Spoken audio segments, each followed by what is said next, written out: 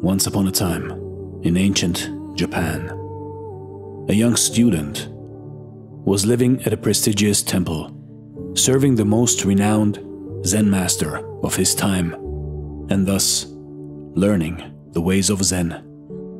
He was a very diligent student, and always did his very best to please his master and be deserving of learning from him. So the master was also satisfied with his student, and one day he decided to entrust him with an important task. He had the young monk come to him, and while handing him a script roll, he spoke. "Take this letter and bring it to its recipient in the city of Kyoto as fast as possible. Under no circumstances, the letter can be lost or fall into the wrong hands. This is of vital importance." Without losing any time, the monk packed some provisions and a sword and was on his way to deliver the important letter for his master. He traveled swiftly for some time until he reached a river with a narrow bridge across it. But on the bridge, there stood a samurai who had sworn to challenge the first 100 men who would have tried to cross it to a sword fight.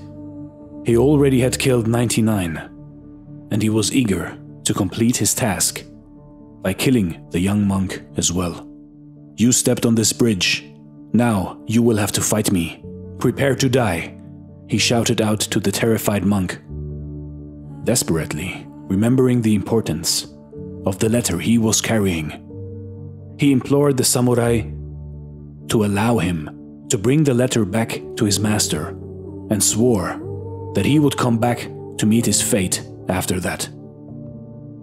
The samurai granted him that wish, and so he traveled back to the temple.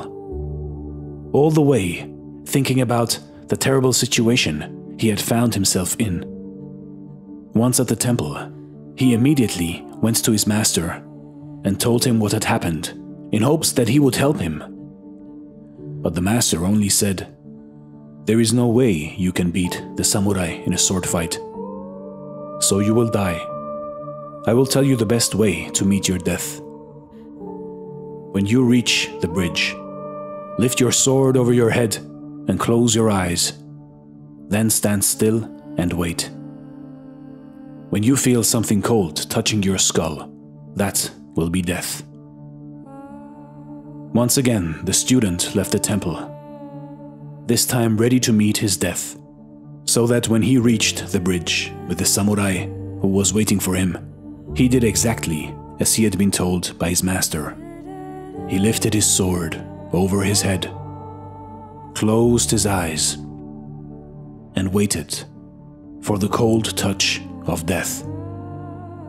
When the samurai saw him like this, he suddenly thought that he must have met a truly great master, since he had never seen such a stance with closed eyes, nor such a calmness before a fight.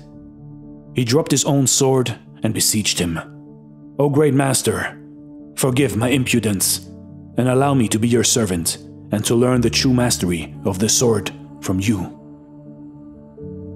You see, in life, in your life, sometimes we find ourselves in situations where there seems to be no way out.